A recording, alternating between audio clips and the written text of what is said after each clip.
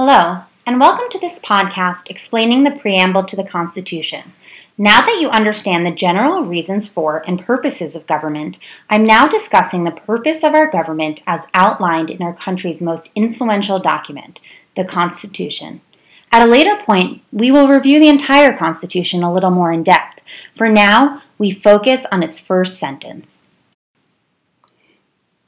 The preamble is essentially a long sentence explaining why the founders were writing this document. Each word in this sentence is incredibly important. Even the first three words convey significant meaning. The intent of this government as written is that it is made for the people, by the people. Well, this was not a new concept. This was very different from the Articles of Confederation, which was in existence prior to the Constitution. It started with to all of whom these presents shall come, we, the undersigned delegates of the states, affixed to our names, send greeting. The wording connotes that representatives wrote it for the people, not by the people. So now back to focusing on the preamble. Preamble simply means a statement of introduction. This word is not actually in the Constitution, but rather it is known as that. Most constitutions contain a preamble. People want to know why they are bothering to read the thing, especially our Constitution, which is not exactly written in modern English. Before we start, we're going to have to review some of the vocabulary. For some of you, these words are review. For others, you may be seeing some of them for the first time. Pay special attention to the bolded orange words because you will see them in other contexts throughout the school year. I'm going to briefly explain each word. Justice is important to know because we have an entire court system devoted to holding fair trials and interpreting laws. Domestic is a word I mentioned in a previous podcast. It is important to understand the difference of what is happening within a country as opposed to outside a country.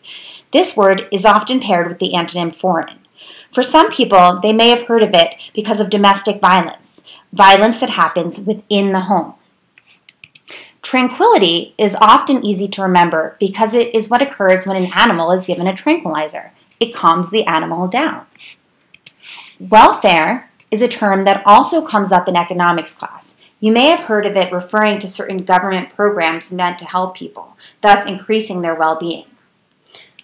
Liberty is one you've surely heard. The Statue of Liberty is meant to be a symbol of freedom that we as Americans have, though France didn't give it to us as a gift until almost 100 years after the Constitution was written. Lastly, the word posterity. It's probably the least known word and the one you'll hear the least. However, it is essential to understanding the last purpose in the preamble because it has to do with the passage of time. Once you understand these words, interpreting the preamble is not very difficult. Before I go over each purpose stated in the preamble, here's a little musical break. Although you're not required to memorize the preamble, this is a handy little song that when listened to enough times causes you to do so. This may also be a flashback to an earlier grade when your teacher may have shown it to you. Hey, do you know about the USA? Do you know about the government? Can you tell me about the Constitution? Hey, learn about the USA.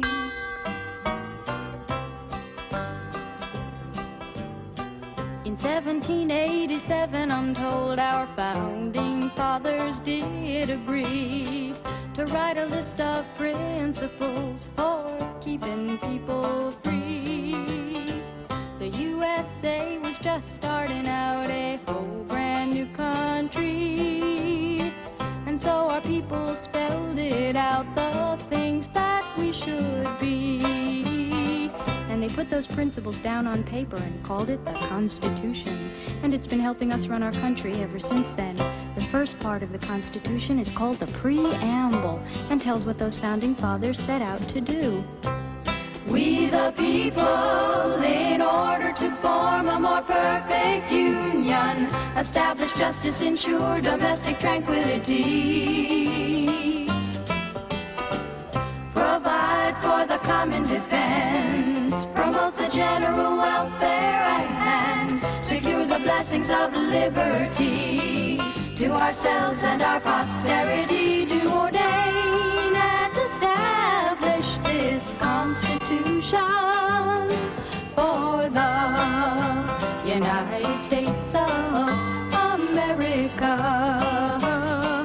1787, I'm told our founding fathers all sat down and wrote a list of principles that's known the world around.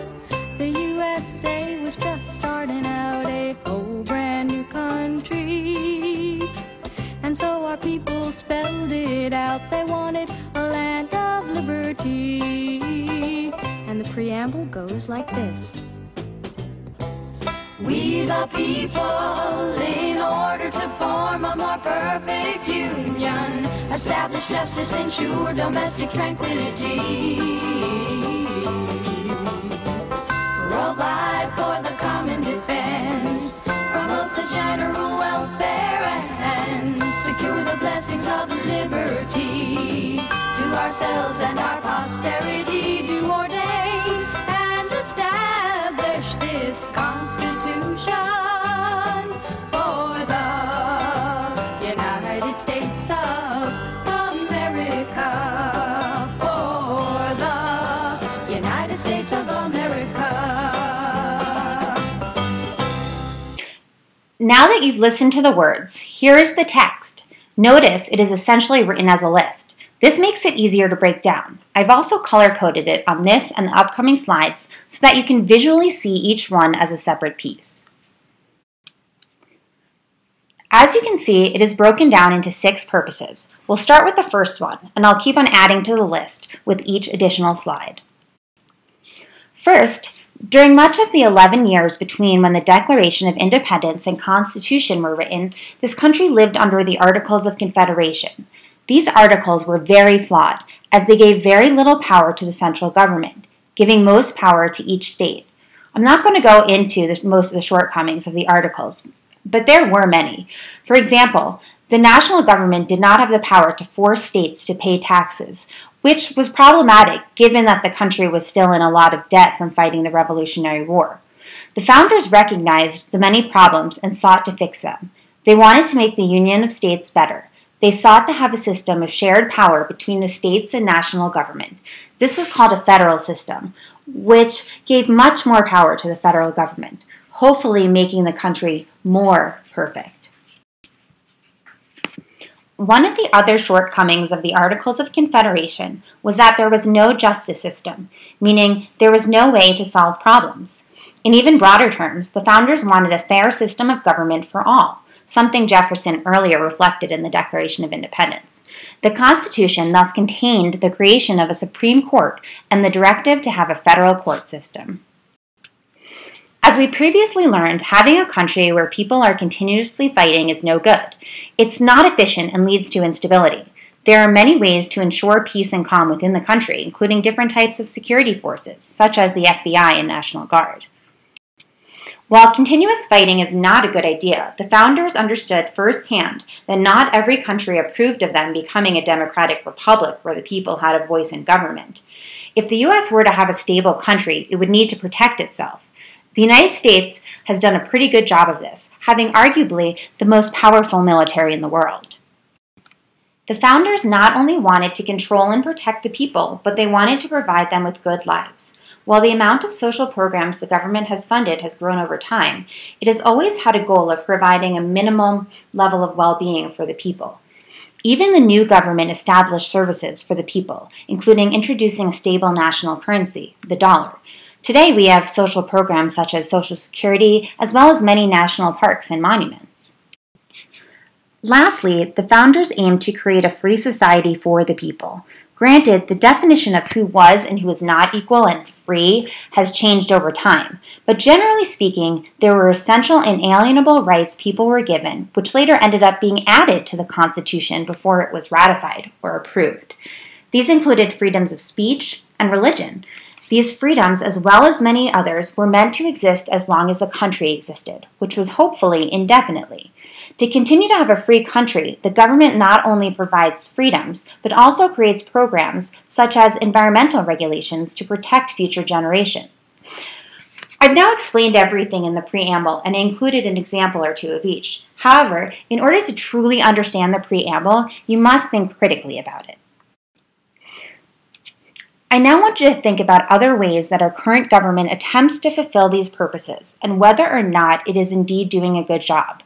Remember, power is shared between the state and federal governments. Although each state has its own constitution, generally these purposes are similar at both levels. Think about the things the federal government does, but feel free to use examples from state and local governments as well.